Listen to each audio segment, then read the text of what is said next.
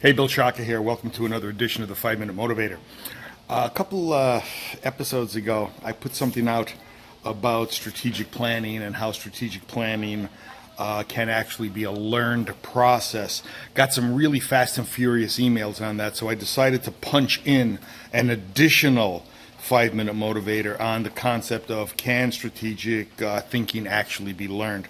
And I've got 5 concepts here for you, 5 ideas in terms of what we can do to make sure that the strategic thinking process is a positively learned event. So I'm going to have to go pretty fast here because there's a lot of information, but please feel free to contact me if you'd like any more expansion on these topics. So here's the first item in terms of strategic thinking as a learned process. Enter with the proper mindset. So if you're going to be learning strategic planning, enter strategic planning sessions with the proper mindset. And what I mean by that is the Oriental saying of a beginner's mind.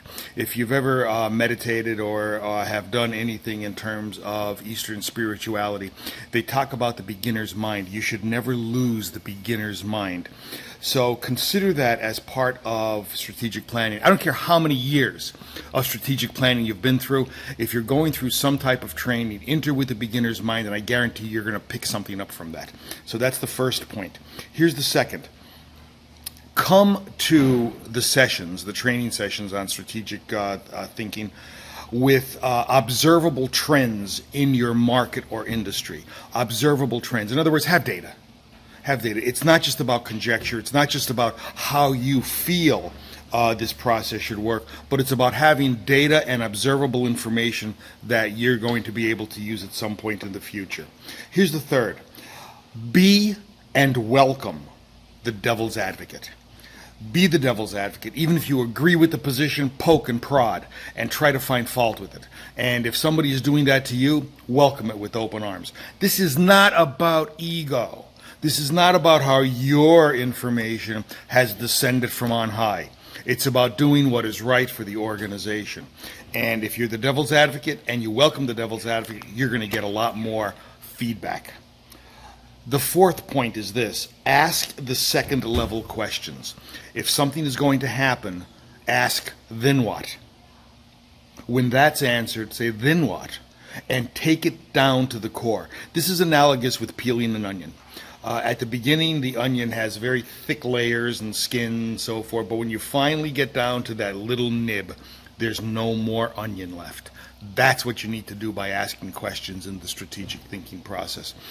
And then finally, come up with actionable solutions. This is not academia. It's not meant to be a strategic plan in academics. I've been involved in those long enough to know that when a strategic plan is put together in academics, nothing happens. It's not supposed to happen because it's just the idea of going through the exercise and appeasing the individuals that are higher up in the ivory tower. In the profit-making sector, the whole idea behind this process is to make sure that there are actionable steps in place. Now, you think about these five concepts to strategic thinking as a learned process. Enter with the proper mindset. Come to the training with observable trends in your market or industry. Be and welcome the devil's advocate. Ask the second level questions, then what?